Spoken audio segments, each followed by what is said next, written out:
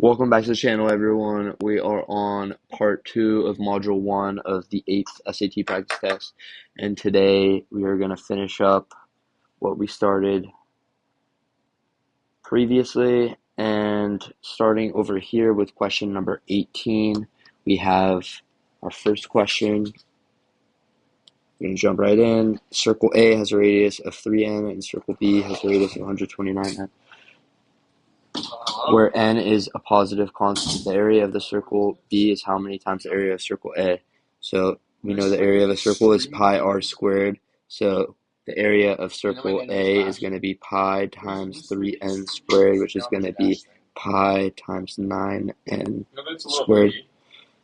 And then we have the area of circle B is equal to pi times 129n squared, which is going to be equal to 129 times 129, 16,641 pi n squared. Now we're going to divide both of these by each other, or divide our second one over the first one. So we get B over A, which is as follows. You cancel out this, and you are left with 1,849. That's your answer. The measure of angle R is 2 pi over 3 radians. The measure of angle T is 5 pi over 12 radians, greater than the measure of angle R. What is the measure of angle T in degrees? Okay, so we're just going to add our angles together right now. 2 pi over 3 plus 5 pi over 12, multiply both sides by 4, and we get 8 pi over 12 plus 5 pi over 12, 13 pi over 12. Now, if that's our measure of angle T in radians, we need to convert it to degrees. So to do that, we do 13 pi over 12 times, and then think of this as like stoichiometry. You can do pi in the denominator times 180 degrees in the top, because for every pi or every radian, there's 180 degrees. So now we multiply this together, and we get 195 degrees, which is answer choice C. All right, question 20, we have y is equal to x squared minus 14x plus 22. The given equation relates the variables of x and y. For what value of x does the value of y reach its minimum? Okay, for this equation, we're going to use this formula. X is equal to negative b over 2a. This is the formula to give you your x coordinate of the vertex. And this is exactly what you're looking for in this scenario, since you're trying to find the minimum, the x value of when the minimum occurs. So your equation is going to display a graph somewhat like this. Not exactly, but that's the shape it will make. And to do this, you're going to do x is equal to negative b times negative 14, that's your value here, over 2 times a, your a is 1. So that's going to give you 14 over 2, which is equal to 7. And this is your x value for when the y is a minimum. Question 21, a small business owner budgets $2,200 to purchase candles. The owner must purchase a minimum of 200 candles to maintain the discounted pricing. If the owner pays $4.90 per candle to purchase small candles and $11.90 per candle to purchase large candles, what is the maximum number of large candles the owner can purchase to stay within the budget and maintain the discounted price? Okay, for this, even though you can use a system we are going to use a system of equations, but although you can use inequalities, we don't need to in this scenario, because we're trying to find, what does it say here? The maximum number of large candles. So therefore, we're going to do $4.90 for every small candle plus $11.60 for every large candle is going to be equal to no more than 2,200. And then we have S plus L, so the number of small candles plus large candles is going to be 200, or at least 200. So with this, we are going to manipulate our equation. We're going to multiply this by negative 490. So we are going to have these cancel out, so this is going to be 0. And then 1190 minus 490, which is going to be, or 1160, sorry, 6.7. And then we have 200 times 4.9. This is going to give us a value of negative 980.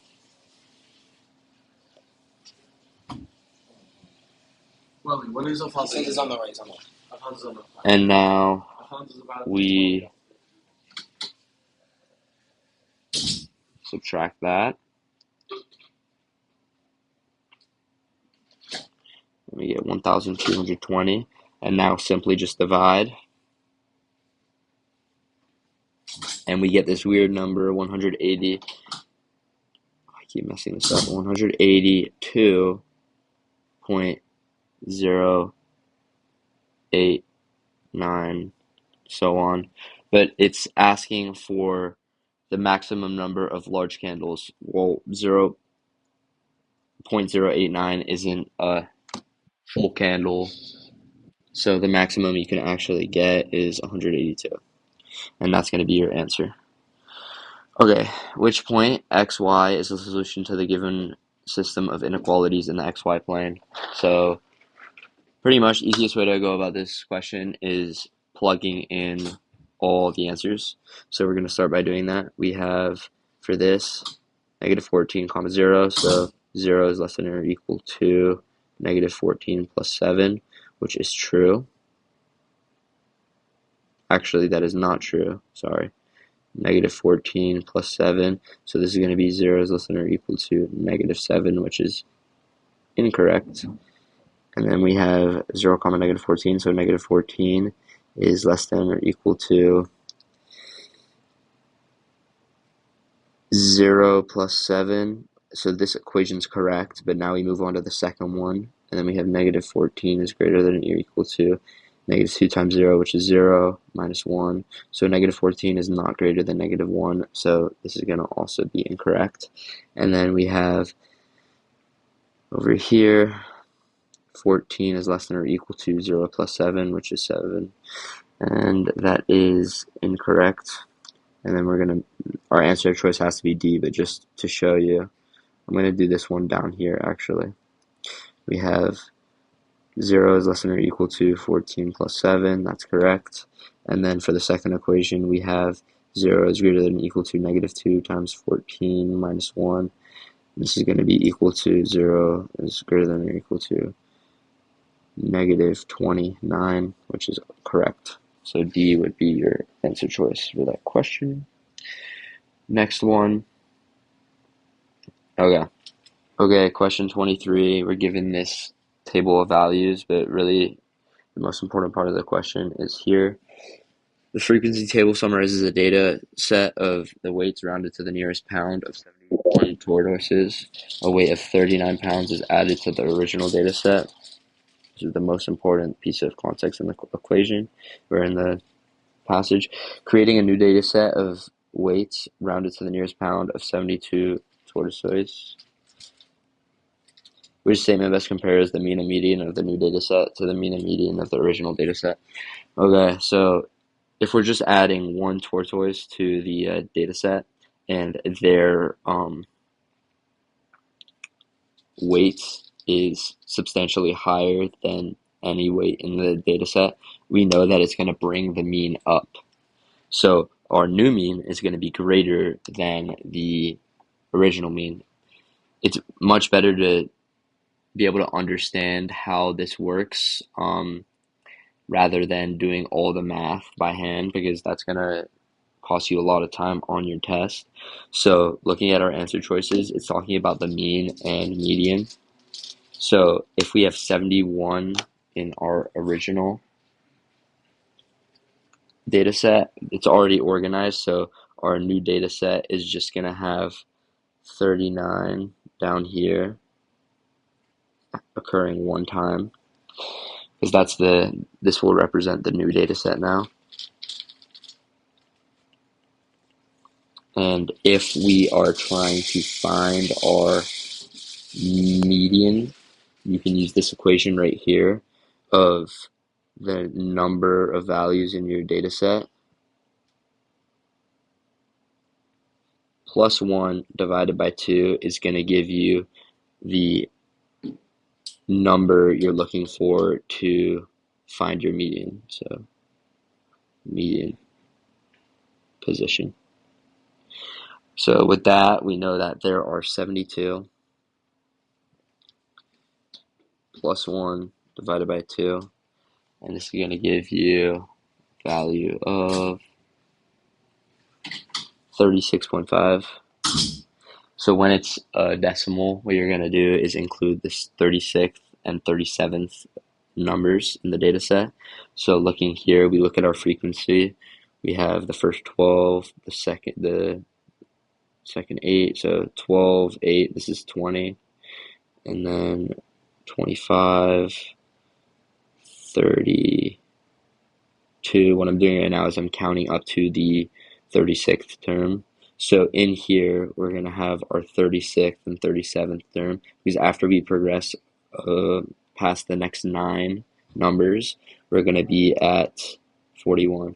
So 9 times the value 17 occurs. So 17 is going to be our median, and our mean is going to be greater than before. So looking at our answer choices, we also have to consider our median before in the original data set, which is also going to be the same, because it's going to be our 36th value, 71 plus 1 divided by 2, which is equal to 36, and that's also going to be in the 17-pound range. So now, looking at our answer choices, the mean of the new data set is greater than the mean of the original data set, and the median of the new data set is greater than the median of the original data set. So that is incorrect, because our medians are the same. The mean of the new data set is greater than the mean of the original data set, and the medians of the two data sets are equal. That is correct, because that is what we just said as we were working through that problem. Same medians and the greater mean. So I'm going to leave it at that for that question. It could be a lot to digest, but just know how to handle your data. Okay, which of the following are solutions to the given equation where a is a constant and a is greater than 30? So for this, we're going to do a little manipulation. So we're going to set everything equal to 0 to find our solutions.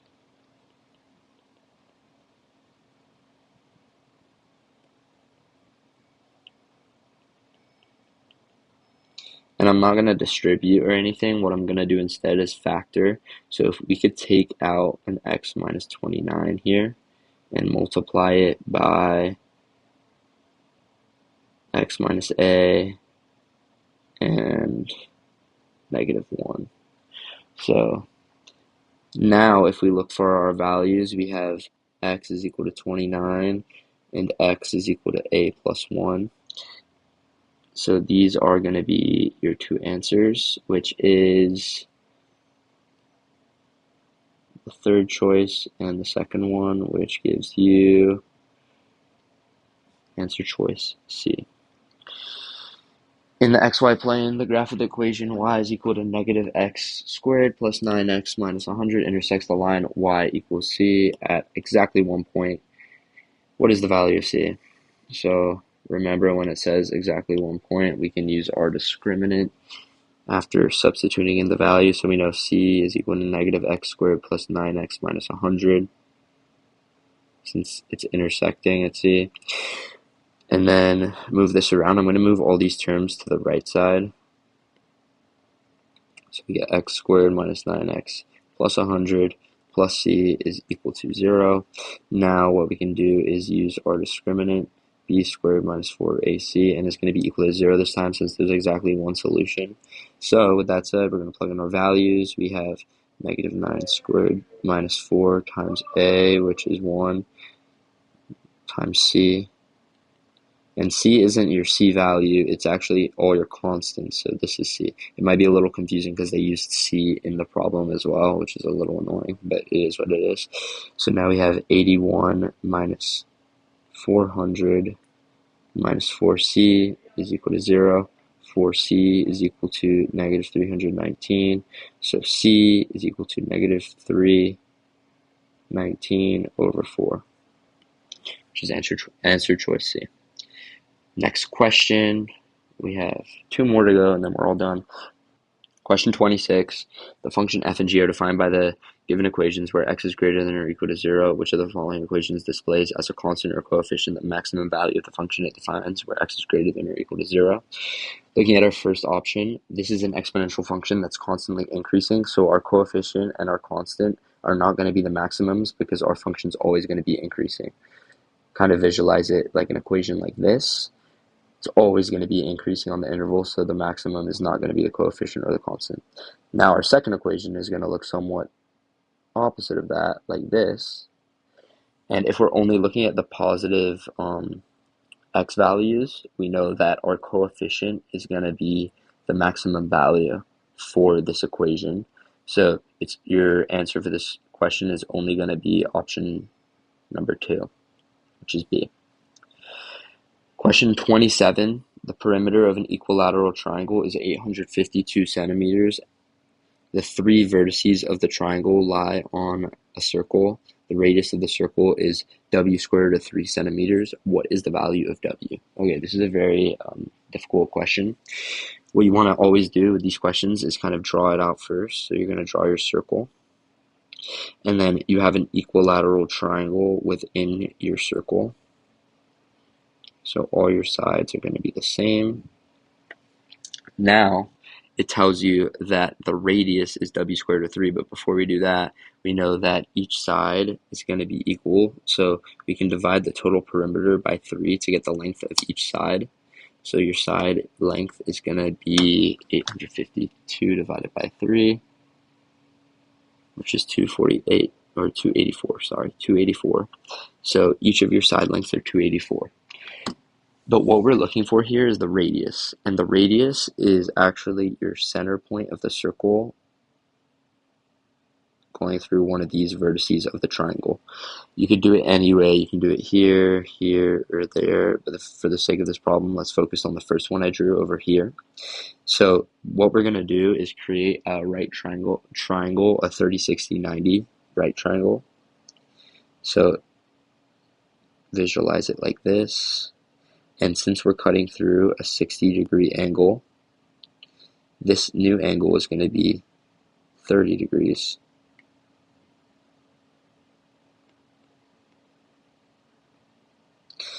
And this is 90 degrees, so we know that this is going to be 60 degrees. Now I'm going to draw this a little bigger for you so you can visualize it better.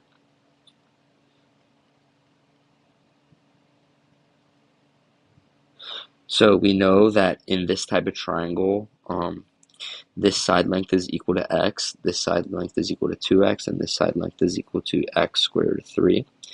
And to find the value of w, what we're going to do is figure out our radius numerically.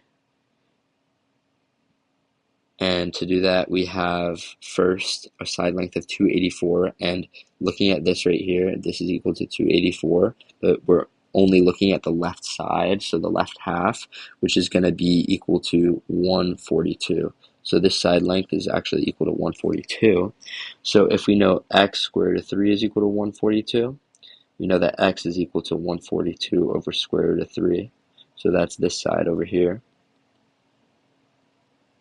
And now, if we're looking for the radius, which is this value, we're just going to simply multiply this by 2. So 2x is equal to 284 square root of 3, which is equal to our radius.